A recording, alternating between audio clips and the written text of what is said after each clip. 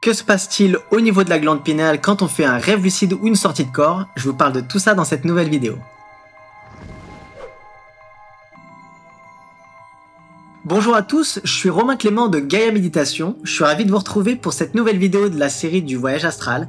Et aujourd'hui je vais vous parler des recherches du docteur Joe Dispenza qui permettent de mieux comprendre ce qui se passe au niveau physiologique, au niveau de la chimie du cerveau quand on entre dans l'état de phase. Dans cette vidéo, je ferai pas tout le temps la distinction entre le rêve lucide et la sortie du corps, sachant que les deux sont très similaires d'un point de vue physiologique. Tous les phénomènes liés à la phase sont très fascinants. Alors je rappelle qu'il existe différents états. L'état de veille actif, l'état de sommeil lent et réparateur, le sommeil paradoxal des rêves, et enfin l'état de phase considéré comme un état transcendantal. Dans l'état de phase, le corps est paralysé, endormi, mais l'esprit reste lui très vigilant. Le docteur Joe Dispenza a passé de nombreuses années à étudier tous ces états modifiés de conscience, et aujourd'hui il arrive à provoquer cet état dans le travail qu'il effectue. Quand on se réveille le matin et que les yeux commencent à percevoir les premières lueurs du jour, qui correspondent à une bande du spectre visible de la lumière, un signal est envoyé au nerf optique. Le nerf optique va ensuite envoyer ce signal à de minuscules structures dans le cerveau, pas plus grosses qu'une pointe de crayon, et chacune contiennent une dizaine de milliers de neurones. Elles sont situées au niveau de l'hypothalamus et on les appelle les noyaux suprachiasmatiques. Ensuite, ces noyaux envoient un signal au tronc sympathique, une chaîne de ganglions du système nerveux, qui envoie le signal à cette petite glande endocrine située dans l'épithalamus, la glande pinéale, encore appelée épiphyse. J'en ai déjà parlé dans des vidéos passées. Cette glande est très importante car elle joue un rôle important dans la régulation des rythmes circadiens. Donc ce sont des rythmes biologiques liés à la veille et au sommeil qui varient au rythme des saisons. Je vais en parler un peu plus tard. La glande pinéale fabrique alors une hormone appelée sérotonine.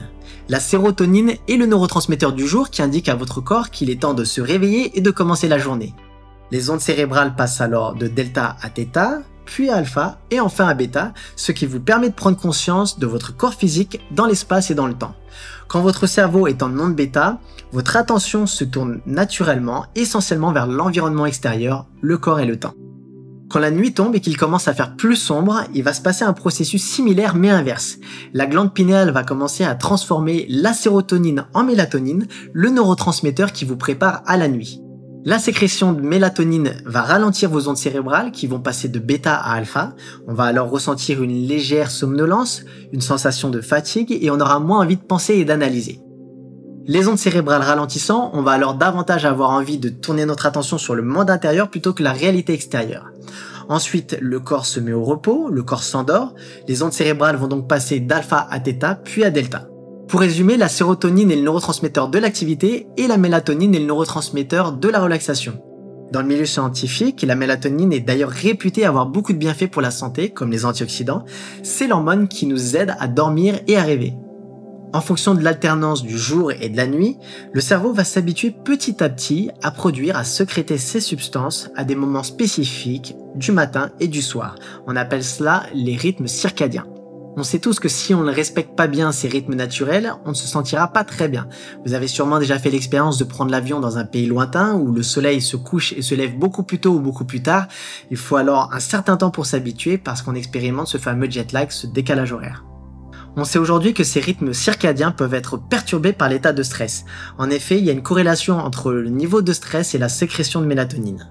Quand on déclenche le système de défense fight or flight, combat ou fuite, on déclenche alors un signal primitif.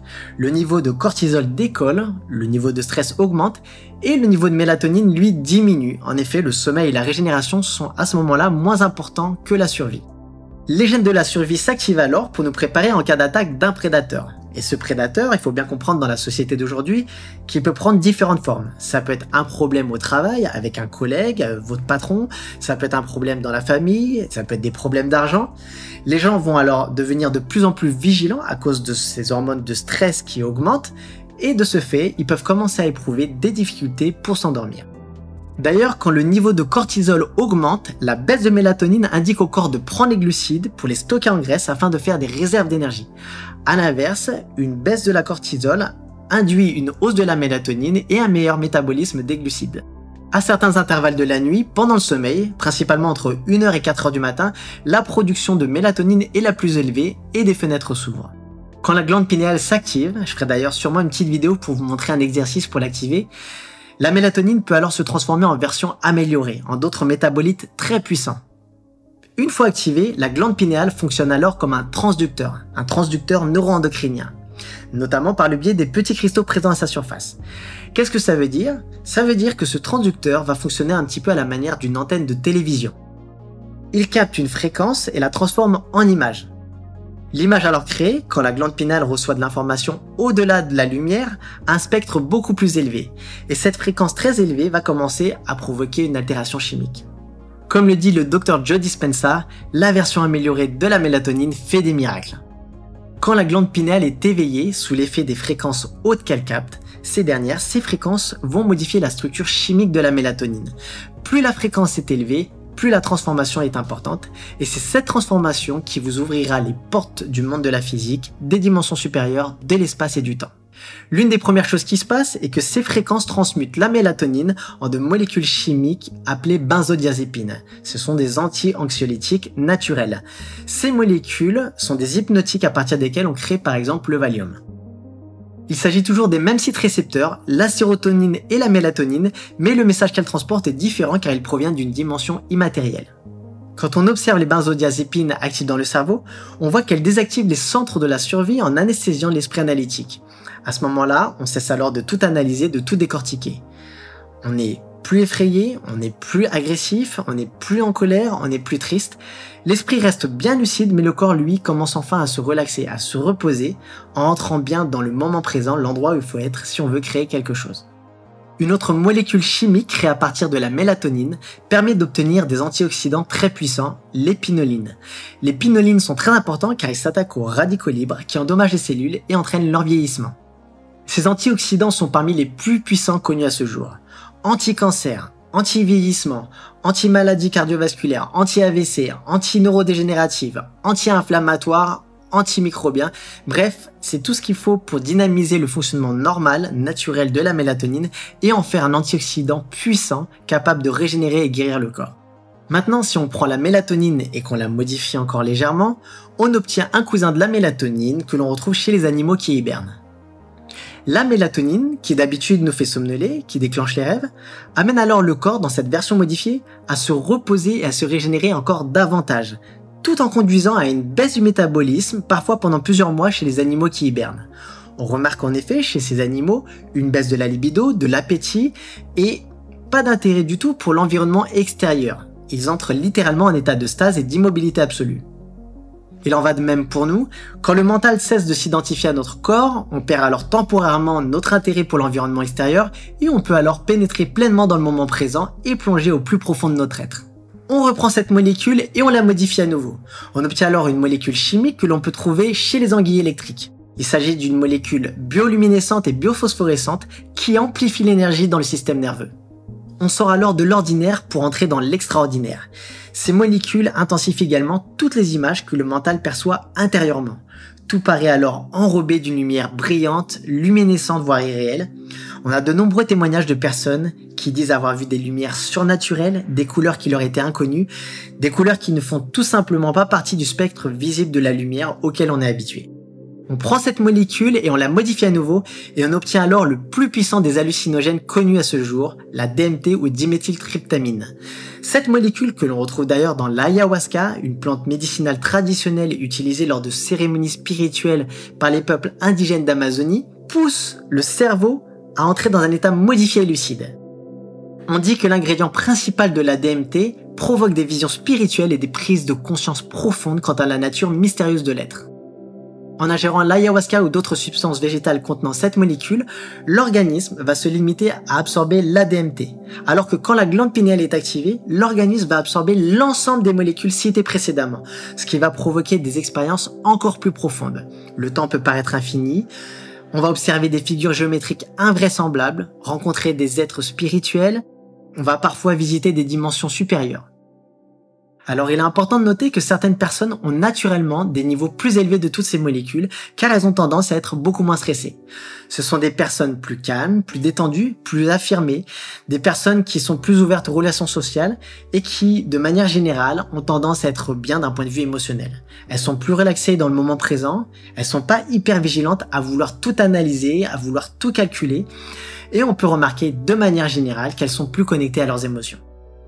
Alors quand on a tout cet assemblage de molécules, toute notre attention se porte sur ce qui se passe entre les deux oreilles. Autrement dit, sans utiliser les 5 sens, l'expérience sensorielle vécue est complète et c'est comme si l'on y était. Tout au long du processus, la glande pinéale est assistée de la glande pituitaire. Cette glande qui a la forme d'une poire est située dans la partie supérieure de l'arête du nez, au milieu du cerveau.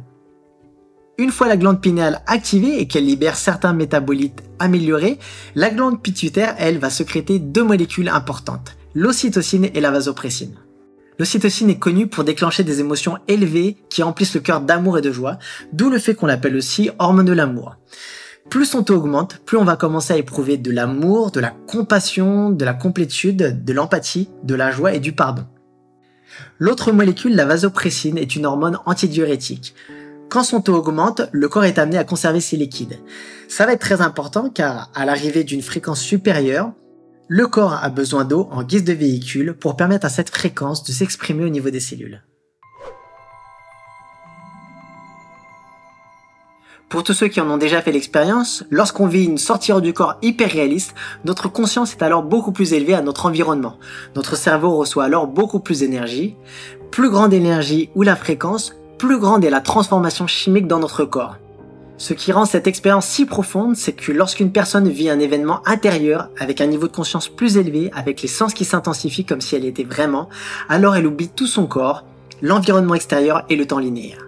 Elle est tellement absorbée dans le moment présent que ce qu'elle vit a le pouvoir de modifier son cerveau, de changer sa structure neurologique en produisant notamment une signature émotionnelle différente dans son corps. Ces émotions, représentant une énergie, créent de nouveaux souvenirs et envoient de nouveaux signaux aux gènes. Le corps et le cerveau commencent à être reprogrammés. Comme vous le savez peut-être déjà, l'état ultime est de devenir tellement conscient que l'on puisse diriger l'issue d'un événement. On entre alors dans le royaume de la physique et on sort de celui de la biologie. Quand on entre dans ce royaume, on fait l'expérience de nouvelles dimensions et d'autres réalités. Il y a une infinité de fréquences que notre cerveau peut transformer en images en fonction de notre niveau de conscience et de l'état émotionnel dans lequel on se trouve. La capacité à diriger ces expériences transcendantales fait que nous devenons plus impliqués encore dans ces voyages que nous effectuons, que nous vivons au travers des rêves lucides et des sorties hors du corps. Après tout ça, quand on revient dans la réalité physique et matérielle, après avoir vécu suffisamment d'expériences de ce genre, on commence à percevoir plus de réalité.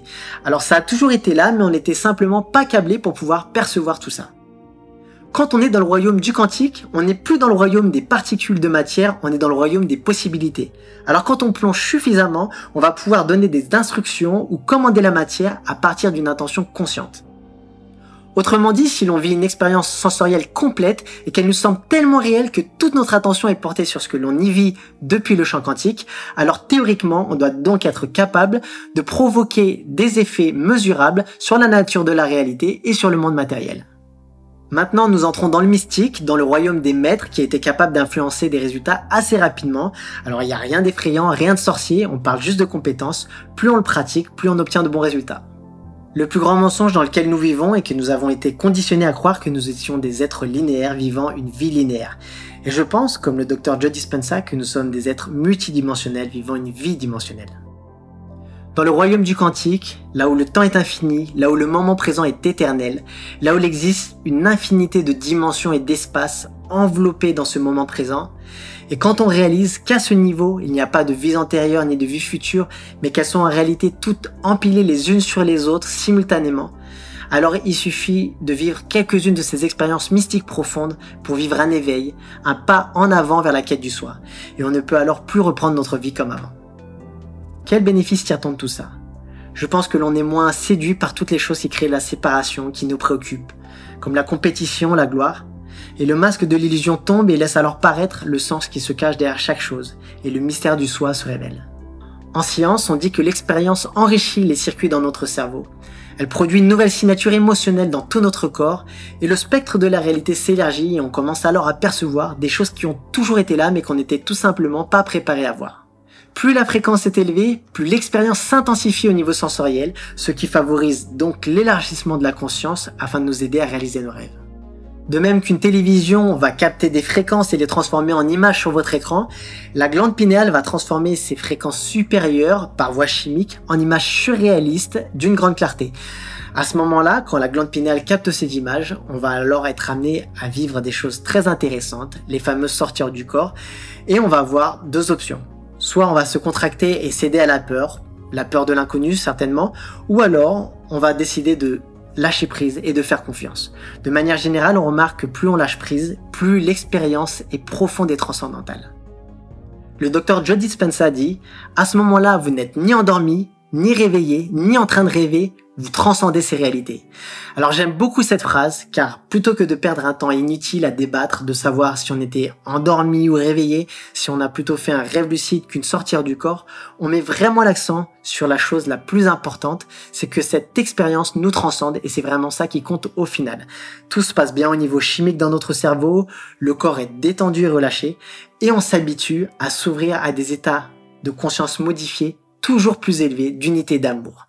J'espère que cette vidéo vous a plu et en attendant la prochaine, je vous dis à bientôt et bon voyage astral.